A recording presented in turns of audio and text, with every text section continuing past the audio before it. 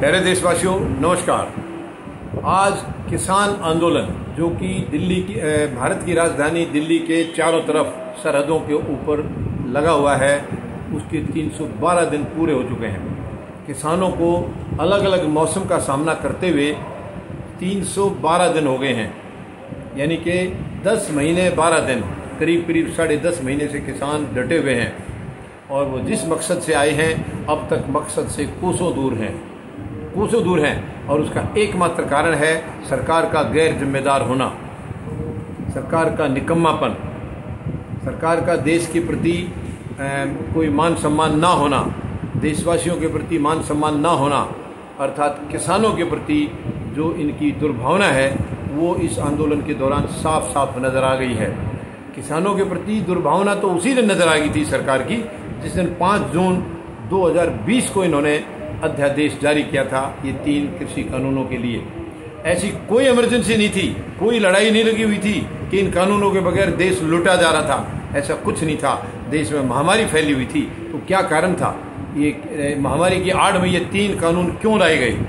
ऐसी क्या वजह थी? एकमात्र मकसद यही था, सरकार की मंशा ये थी कि अब किसी को पता नहीं चलेगा, दुनिया महामारी के चक्कर में व्यस्त है और अब हम ये खेल खेल देते हैं। इस खेल का किसी को भी शक नहीं होगा, संदेह नहीं होगा, और वही अपनी तरफ से सरकार ने किया और सरकार अपनी साजिश में कामयाब हुई।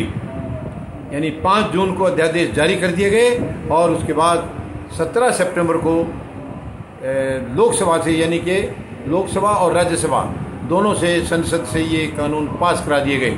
जबकि पास कराने के दौरान में दुख इस बात का है कि राज्यसभा में सरकार का बहुमत नहीं है, उसके बावजूद वहाँ पर ये कानून पास हुए हैं। तो कैसे हुए?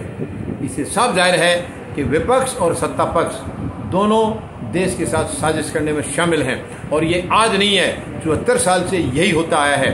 सत्ता पक्ष और विपक्ष आपस में समझौता करते हैं कि जब हम खाएंगे या हम चोरी करेंगे तो तुम कुछ मत बोलना, जब तुम करोगे कभी सत्ता में आके तो हम कुछ नहीं बोलेंगे। ये बहुत गंदा खेल है, ये बहुत गंदा खेल खेला जा रहा है 74 साल से। ये खेल बंद होना चाहिए अभी, ये खेल अब और नहीं चलेगा।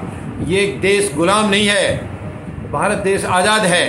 हमारे महान शहीद अपनी शहीदियाँ दे करके इस देश को अंग्रेज़ों के चंगुल से मुक्त करा के गए थे, वो देश को आज़ाद करा के गए थे। लेकिन दुर्भाग्यवश आज काले अंग्रेज़ों ने देश को गुलाम बनाया हुआ है। अब ये बर्दाश्त नहीं किया जाएगा।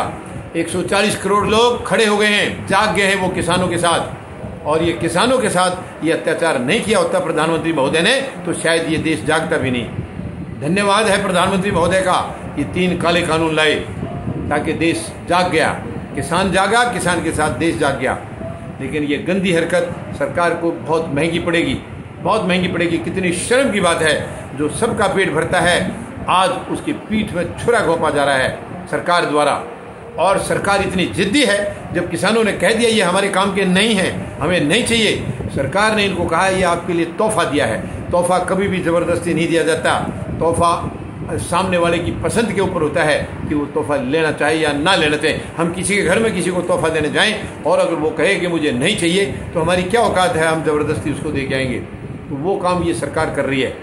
किसानों को पता चल गया ये तोहफा नहीं है, उनका बर्बादी का फरमान है। इसलिए किसानों ने ठान ली है कि जब तक ये काले कानून रद्द नहीं होंगे वो सरहदों से नहीं उठेंगे, दिल्ली के चारों तरफ से नहीं उठेंगे, बैठे रहेंगे। किसानों ने ये कह दिया है 5 साल हो जाएं, 10 साल हो जाएं, कानून को रद्द कराने के बाद, कैंसिल कराने के बाद ही यहाँ से जाएंगे। तीनों काले कानून रद्द होंगे और लीगलाइज तरीके से MSP का लीगल कानून बनेगा और उसके बाद स्वामीनाथन आयोग की रिपोर्ट लागू की जाएगी, जो कि इस सरकार ने, प्रधानमंत्री महोदय ने सीना ठोक ठोक के कहा था कि अगर हमारी सरकार बनी तो हम इसको लागू करेंगे। अब क्या हो गया, 7.25 साल से इनकी सरकार चल रही है, अब ये क्यों भाग रहे हैं अपने वायदे से? असल में इन्होंने वायदा निभाना कभी सीखा ही नहीं है। ये जीवन में केवल दुकानें चलाते आ रहे हैं, राजनीति की दुकान चला रहे हैं। वायदा ये करते हैं केवल तोड़ने के लिए, निभाने के लिए नहीं। ये बहुत ही दुखद है। लेकिन अब इनकी गंदी हरकत देश जान चुका है, अब देश पहचान चुका है कि ये देश के साथ क्या करना चाह रहे हैं। ये खिलवाड़ कर रहे हैं। RSS का पूरा एजेंडा ये इन्होंने लागू कर दिया है, क्योंकि देश की आज़ादी की लड़ाई लड़ी जा रही थी उस वक्त इनका कोई योगदान नहीं था, मगर इनका मकसद था देश को बर्बाद करना। अंग्रेज़ों के साथ मिलकर इन्होंने बहुत कमज़ोर किया था देश को, खोखला करने की कोशिश की थी, मगर अब इनको धांधलेबाजी से ये दोबारा से सत्ता जो मिली है, इसमें ये देश का बंटाधार कर रहे हैं। अब देश जाग चुका है, 140 करोड़ लोग जाग चुके हैं। फौजी जनता पार्टी ने यही संकल्प लिया है कि हम स्वच्छ राजनीति स्थापित करेंगे, जंग लगी हुई राजनीति को ख़त्म करेंगे और इस सरकार की तानाशाही को ख़त्म करेंगे। एक संवैधानिक सरकार देश में बनेगी जिसमें मजदूर, जवान, किसान और गरीब ये सच्चे जनप्रतिनिधि होंगे जनता के।